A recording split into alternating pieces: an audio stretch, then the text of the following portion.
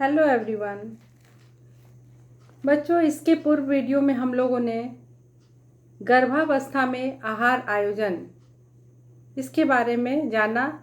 आइए आज हम लोग देखते हैं स्तनपान कराने वाली स्त्री के लिए पौष्टिक तत्वों की आवश्यकता। तो एक माँ जो अपने बच्चे को अपने दूध से उसका लालन पालन करती है, तो उसकी क्या क्या पौष्टिक आवश्यकताएं होती है। स्तन्यकाल गर्भावस्था के बाद का वह समय है जब स्त्री शिशु का अपने दूध से लालन पालन करती है। इसलिए इस अवस्था में गर्भकाल की अपेक्षा पोषण संबंधी मांगे अत्यधिक बढ़ जाती है। अतः धात्री माता का उचित पोषण उतना ही आवश्यक है जितना गर्भावस्था के दौरान हुआ करता था। माँ का दूध पीने वाले शिशु का स्वास्थ्य माँ के स्वास्थ्य पर पूर्णतः निर्भर होता है, क्योंकि माँ अगर जैसा पोषक तत्व अपने आहार में शामिल करेंगी, उसका सीधा असर शिशु पर होता है, क्योंकि वो माँ के दूध से ही उसका पोषण हो रहा होता है। माँ के दूध में बच्चे के लिए आवश्यक सभी पौष्टिक तत्व उपलब्ध रहते हैं।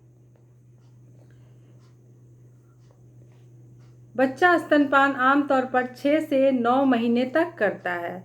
स्तनपान कराने वाली माता की पौष्टिक आवश्यकताएं इस बात पर निर्भर करती है कि वो कितना दूध स्रावित हो रहा है और बच्चे को कितने दिनों तक वह स्तनपान करा सकती हैं। सामान्यतः स्तनपान कराने वाली स्त्री के लिए शरीर में पहले महीने में प्रतिदिन 500 मिलीलीटर दूध बनता है। 5वें महीने तक यही मात्रा बढ़कर 1 लीटर प्रतिदिन हो जाती है। एक भली भांति पोषित स्तनपान कराने वाली माँ के शरीर में एक दिन में औसतन 800 से 850 मिलीलीटर दूध का निर्माण होता है, परंतु इसमें व्यक्तिगत भिन्नताएं भी पाई जाती है।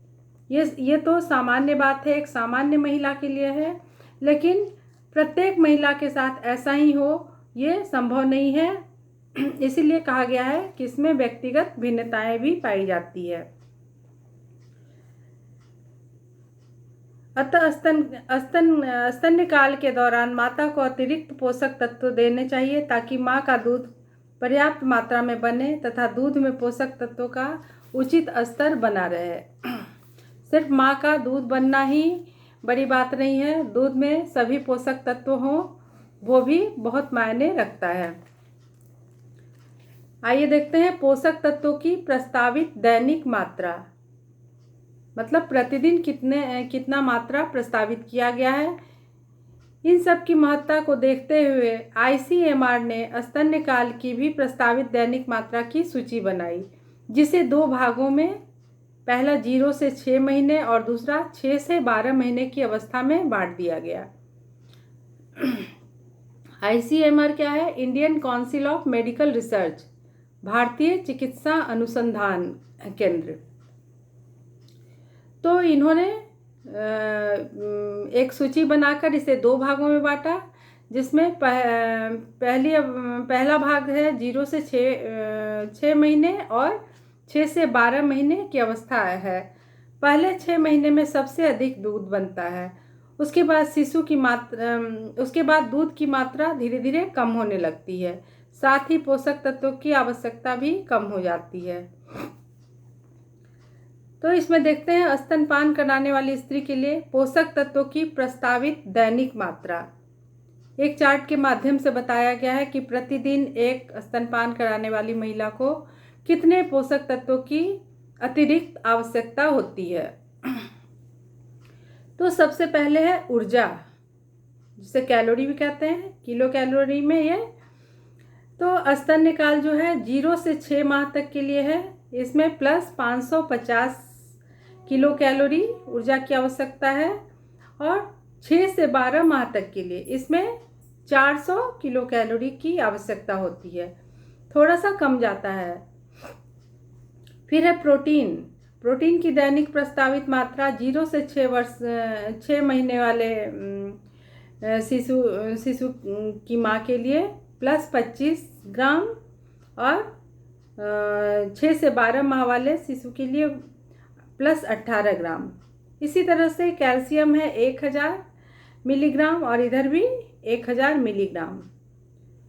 लौह तत्व 30 मिलीग्राम और 6 से 12 माह तक में भी 30 मिलीग्राम। विटामिन ए रेटिनॉल और कैरोटीन है 950 दोनों को चाहिए, 0 से 6 माह तक के लिए भी और 6 से 12 माह तक के लिए भी। फिर है थायमिन, मिलीग्राम में है यह प्लस 0.3 और प्लस 0.2। ऐसे ही है राइबोफ्लेविन, मिलीग्राम में प्लस 0.3 और प्लस 0.2। नियासिन है मिलीग्राम में प्लस 4 और प्लस 3। फिर है स्कार्बिक अम्ल, ये भी मिलीग्राम में है 80 मिलीग्राम और इधर भी 6 से 12 माह में भी 80 मिलीग्राम। फिर है फोलिक अम्ल, अल्फा ग्राम में ये 150 और इधर भी 150। फिर है विटामिन B12, ये भी अल्फा ग्राम में है 1.5 और 1.5। तो इस तरह से हम लोग देखते हैं कि ICMR के द्वारा एक प्रस्तावित मात्रा के हिसाब से 2 वर्गों में बांट दिया गया और उसके हिसाब से एक स्तनपान कराने वाली महिला को कौन कौन से पोषक तत्वों की मात्रा कितनी प्रतिदिन होनी चाहिए ये बताया गया। ऊर्जा, प्रोटीन तथा विटामिन बी तथा बी विटामिनों की प्रस्तावित दैनिक मात्रा अतिरिक्त आवश्यकताओं के रूप में भी तथा अन्य सभी पोषक तत्वों की मात्रा कुल रूप में दी गई। स्तन्यकाल में ऊर्जा, प्रोटीन, कैल्शियम, विटामिन ए और सी, फिर बी वर्ग के विटामिन की आवश्यकता विशेष रूप से बढ़ जाती है। तो सबसे पहले हम लोग ऊर्जा देखते हैं कि एक स्तनपान कराने वाली महिला को ऊर्जा की कितनी आवश्यकता होती है। स्तन्यकाल में दुग्ध स्राव के लिए ऊर्जा की आवश्यकता विशेष रूप से बढ़ जाती है। पहले 6 महीनों में 550 अतिरिक्त किलो कैलोरी और बाद के 6 महीनों में 400 अतिरिक्त किलो कैलोरी ऊर्जा की आवश्यकता होती है। यह माता को अनाज, दालें, दूध, घी, गिरीदार फल आदि से प्राप्त कराई जा सकती है। उसके बाद है प्रोटीन। दूध की उत्पत्ति के लिए आवश्यक प्रोटीन की मात्रा भी बढ़ जाती है। यह आवश्यकता उन दिनों में सबसे अधिक होती है जबकि स्तनपान सर्वाधिक हो रहा हो। माता के आहार में उत्तम प्रोटीन का होना महत्वपूर्ण होता है। इसकी पूर्ति के लिए दूध और दूध से बनी वस्तुएं, मिश्रित अनाज व दालें, मूंगफली, मांस, मछली, अंडा, दूध, इन सबों से की जाती है। फिर है कैल्शियम और फास्फोरस। स्तन्यकाल में कैल्शियम और फास्फोरस की आवश्यकता काफ़ी बढ़ जाती है, अतः आहार में इसकी मात्रा बढ़ा देनी चाहिए ताकि ये खनिज दूध में पर्याप्त मात्रा में स्रावित हो सके। स्तन्यकाल में दूध की उत्पत्ति के लिए माता के शरीर में कैल्शियम का भंडार गर्भावस्था में ही संग्रहित हो जाता है, नहीं तो इसकी कमी को बाद में पूरा करना बहुत ही कठिन हो जाता है। आहार में इस अतिरिक्त आवश्यकता की पूर्ति के लिए दूध और दूध से बने पदार्थों का होना अति आवश्यक है। फिर है यदि भोजन में कैल्शियम की मात्रा काफ़ी हो तो फास्फोरस की कमी नहीं रहती। यदि माता के शरीर में कैल्शियम संग्रहित न हो तो आहार भी कैल्शियम युक्त न हो तो भी माता के दूध में कैल्शियम की मात्रा कम नहीं होती है। अतः उस कमी को पूरा करने के लिए माता के शरीर की अस्थियां तथा दांतों से कैल्शियम दूध में स्रावित होता है, जिससे वह कमज़ोर हो जाते हैं। क्या है, बच्चों की पूर्ति के लिए माँ के शरीर से, माँ की हड्डियों से कैल्शियम की आवश्यकता बच्चे पूरी कर लेते हैं। उसके अतिरिक्त नहीं लेने से वो हड्डियों के माध्यम से दूध में चले जाते हैं। फिर है आयरन। दूध लोहे का अच्छा साधन नहीं है, अतः माता को लोहा अधिक देने से बच्चे को अतिरिक्त लोहा नहीं मिलता, परंतु पर्याप्त मात्रा में लोहा माता के अपने स्वास्थ्य के लिए आवश्यक है। इसकी पूर्ति के लिए आहार में हरी पत्तेदार सब्जियां, अंडे, चोकर सहित आटे का इस्तेमाल करना चाहिए। ये सब लेने से आयरन की पूर्ति माँ को हो जाती है। फिर है विटामिन ए। माता के दूध में विटामिन ए पर्याप्त मात्रा में स्रावित होता है, इसलिए स्तन्यकाल में इस विटामिन की आवश्यकता बढ़ जाती है। यदि इसकी कमी हो तो बच्चे में भी नेत्र संबंधी रोगों की संभावना बढ़ जाती है। ऐसे भी विटामिन ए की कमी से आँखों से संबंधित रोग की समस्या सभी को होती है। अतः आहार में हरे और गहरे पीले रंग के फल और सब्जियां, मछली, अंडा आदि अधिक मात्रा में लेने चाहिए। विटामिन बी वर्ग के विटामिनों की आवश्यकता कैलोरी की अनुपात में बढ़ जाती है। उसके बाद विटामिन सी की आवश्यकता देखिए। स्तनपान काल में विटामिन सी की मात्रा की आवश्यकता सामान्यतः आवश्यकता से दुगनी हो जाती है। यह 40 मिलीग्राम प्रतिदिन हो जाती है। अतः विटामिन सी युक्त पदार्थों की भरपूर मात्रा आहार में लेनी चाहिए। फिर हम लोग देखते हैं धात्री अवस्था में आहार आयोजन। स्तन्य काल में आहार आयोजन करते समय इस बात का ध्यान रखना बहुत आवश्यक है कि स्त्री को पोषक तत्वों की ऐसी स्त्री में पोषक तत्वों की आवश्यकता बढ़ जाती है, जिसकी पूर्ति के लिए माँ को अधिक भोजन, वस्तुतः गर्भावस्था से भी अधिक भोजन खाने की आवश्यकता होती है। स्तन्य काल में खाए जाने वाले खाद्य पदार्थ गर्भावस्था में खाए जाने वाले खाद्य पदार्थों से भिन्न नहीं होते। यह अलग नहीं है, खाने की जो मात्रा है या प्रकृति है वो एक ही समान होता है, परंतु दुग्ध स्राव को बनाए रखने के लिए इसमें ऊर्जा और प्रोटीन से युक्त खाद्य पदार्थों की मात्रा बढ़ा देनी चाहिए।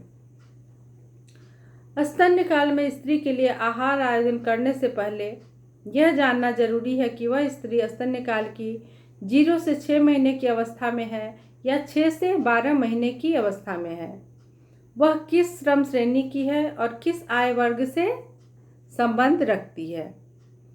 इन सब चीज़ों का ध्यान रखना बहुत ज़रूरी है। फिर है सामान्य रूप से स्तन्य काल में पर्याप्त संतुलित आहार प्रदान करने के लिए 5 खाद्य वर्गों में से कम एक पदार्थ को अवश्य सम्मिलित करना चाहिए। निम्न खाद्य पदार्थों का अधिक मात्रा में सेवन करना चाहिए। तो किन किन चीज़ों का है आइए देखते हैं। जैसे अनाज में हो गया गेहूँ, चावल, ज्वार, बाजरा या अन्य कोई मुख्य अनाज। दूसरा है दालें तथा स्वीकार्य हो तो मांस, मछली, अंडा।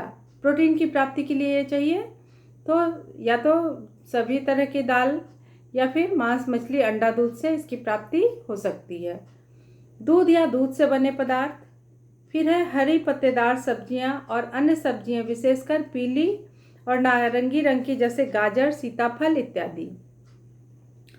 फिर है मौसम के फल, विशेषकर साइट्रस फल, जिसमें विटामिन सी की प्राप्ति हो सके, जैसे संतरा, नींबू तथा अन्य फल, अमरूद, अनानास, आम, पपीता इत्यादि। उसके बाद है गिरीदार फल। गिरीदार फल क्या हो गया, जिससे वसा की भी प्राप्ति हो सके, जैसे मूंगफली, नारियल, तिल इत्यादि। एक स्तनपान कराने वाली स्त्री को प्रतिदिन कम से कम 500 मिलीलीटर दूध पीना चाहिए। क्या है, खाने के साथ साथ लिक्विड चीज़ में दूध अधिक लेना है, जिसमें कम से कम आधा लीटर दूध आवश्यक है। उसे दिन में खाए जाने वाले भोजन की मात्रा को भी बढ़ा देनी चाहिए। गर्भावस्था में क्या था कि गर्भवती महिला एक बार में बहुत अधिक नहीं खा सकती थी, तो उनके खाने के संख्या को या आहार की संख्या को बढ़ा दिया गया था। और इसमें भी वैसे ही है, लेकिन इसमें खाना भरपूर खाना है और आहार की संख्या को भी बढ़ा देना है। आमतौर पर 6 से 7 बार आहार देने चाहिए। आहार का तरीका वैसा ही होना चाहिए जैसा कि गर्भावस्था में था। और कुछ बातें हैं जो स्तनकाल्य अवस्था में या धात्री अवस्था में ध्यान देने योग्य है। इसे भी बहुत ध्यान से देखें, सुनिए इसको। पहला है जैसे कि धात्री अवस्था में किसी भी विशेष खाद्य पदार्थ को किसी भी तरह के भोज्य पदार्थ की मनाही नहीं होती है। परंतु यदि माँ को ऐसा लगता है कि किसी विशेष खाद्य पदार्थ से शिशु को असुविधा हो रही है तो वह उसे आहार में देना बंद कर देती है। फिर है बहुत तीखे, चटपटे, मसालेदार व विशिष्ट सुगंध वाले खाद्य पदार्थ जिससे माता के दूध का स्वाद खराब हो जाए, वैसे चीज़ों को वर्जित करना चाहिए, खाद्य पदार्थों में शामिल नहीं करना चाहिए। उसके बाद है शराब व नशीली दवाएं माँ को नहीं लेनी चाहिए, क्योंकि वह दूध में स्रावित होकर बच्चे को नुकसान पहुंचा सकता है। क्योंकि जो बच्चा माँ के दूध पर पल रहा है उस पर सीधा असर इन नशीले खाद्य पदार्थों का पड़ता है। यदि माँ को कोई दवा लेनी पड़े तो डॉक्टर की सलाह से ले। जल और तरल पदार्थों की मात्रा बढ़ा देनी चाहिए, क्योंकि यह दूध की उत्पत्ति की क्षमता को बनाए रखने में सहायक होता है। तो जैसे लिक्विड चीज़ अपने आहार में ज़्यादा से ज़्यादा मात्रा में शामिल करना है। फिर है सुचारू रूप से स्तनपान कराने के लिए माँ को पर्याप्त विश्राम चाहिए और यह भी ध्यान रखना चाहिए कि वह तनावग्रस्त न हो या किसी तरह की मानसिक पीड़ा उसे न हो। मानसिक रूप से भी वो स्वस्थ रहे और किसी भी तनाव की अवस्था से वो उस अवधि में न गुजरे। स्तनपान कराने वाली महिला यदि गंभीर बीमारियों से जैसे तपेदिक, हृदय रोग, गुर्दे या मानसिक विसंगतियों से पीड़ित है तो ऐसी अवस्था में वो अपने शिशु को स्तनपान न कराए या ऐसी अवस्था में स्तनपान नहीं कराना चाहिए। जब माता शिशु को दूध पिलाना बंद कर दे तो उसे साथ ही भोजन की